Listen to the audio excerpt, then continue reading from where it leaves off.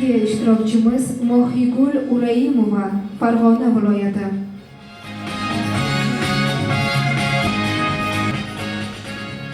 Assalomu alaykum. Mohigul, raqam tanlang. 7 bo'laman. 7.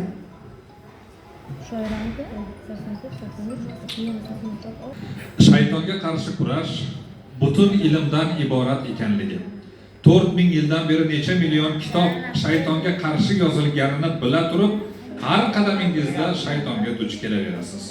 Nega balans yo'q? Nega odam bolasi bir-birini tushunmaydi? Davlatlar bir-biri bilan urushadi, millat millatni xo'rlaydi. Nega? Bu zulm davom etadi. Nega? Bu ilmlar nega kerak edi? Ta'siri bo'lmasa, falonchiga 100 ming kerak ekan, nega pistonchini aldashi kerak? Shuncha ilm bor-ku, nega? Qani bu ilmlardan kelgan foyda? Bir daqiqa vaqt ketdi. Menimcha bu parcha hukmnoma asaridan. Rauf Parfi. To'g'ri. Tabriklaymiz, sizda 50 ball bor, yana 2 daqiqa vaqt. Demak, o'zbek adabiyotining yorqin namoyandalaridan biri bo'lgan Rauf Parfi qalamiga mansub hukmnoma asarida Rauf Parfining o'sha o'y-xayollari, shuningdek uning o'sha ustoz ijodkorlar Asqat Muxtor, Mir Temur haqidagi fikrlari bildirib boriladi. Bundan tashqari o'sha uning hayot haqidagi falsafiy xulosalari, yuqorida aytib o'tilgandek insonlarning bir-biriga bo'lgan hasad yoki o'sha zulmning haligacha barqaror bo'lib insonlar hayotida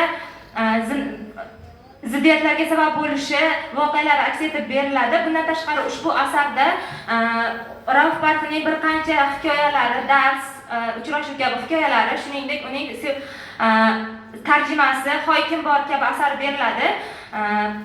Demak, bu hukmnoma asarda o'zining nomidan ham ko'rishimiz mumkinki, bu asarda o'sha bir qancha mavzularga bo'lgan hukmlar ham berib boriladi.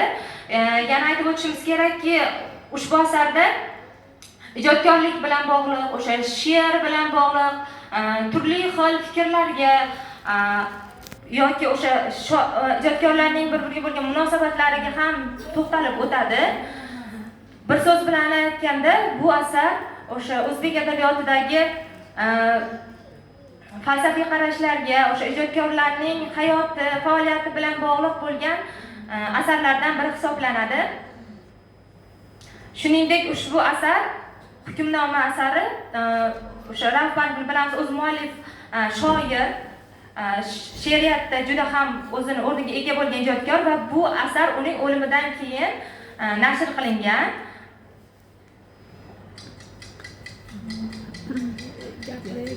Işte Derya'yım da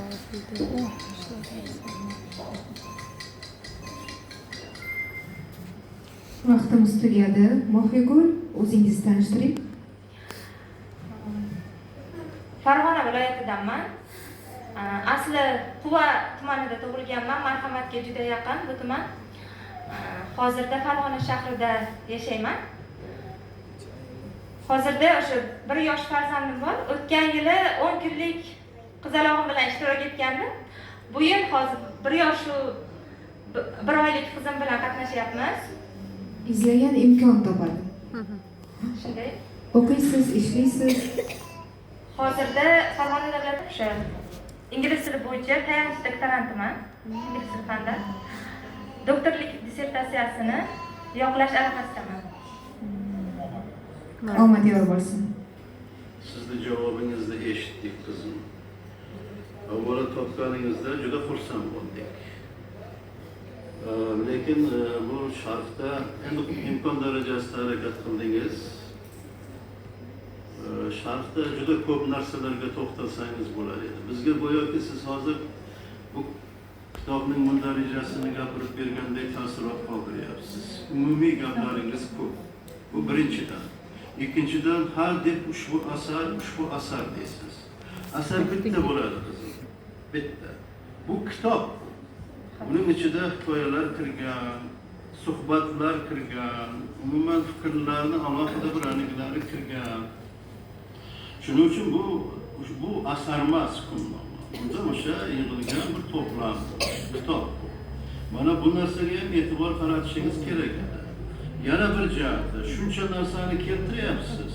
Shuncha narsani keltiryapsizda bir sizga mana o'zi shpargalka turibdi-ku. Qarang, gapni qarang. 4000 yildan beri necha million kitob shaytonga qarshi yozilganini bila turib, har qadamda shaytonga duch kelaverasiz degan gap bor. Mana shunday misollar kerak edi. Sharqda, hozir sizning aleyhinizda masalan bu umumiy gaplar qilyapsiz. Hokim bor haqida gapirdingiz. U nima u hokim bor? Tarjimasi. Kimdan tarjima? Sevartian adashmasam, hozir. Sevartian u boshqa joyda. Sevartian mening qadrdonim. Yo'q, o'sha sizlardan boshqa hozir aniq esimga kelmayapti. Esimdan chiqib qoldi. Saroyan, mayli biz hozir siz bilan savol javob qiladigan holdan o'tdik. Hozir bu yerda bahoni aytamiz. Mening umumiy qo'ygan bahom sizga 78 bor. 78, 78, 78, 79. Rahmat.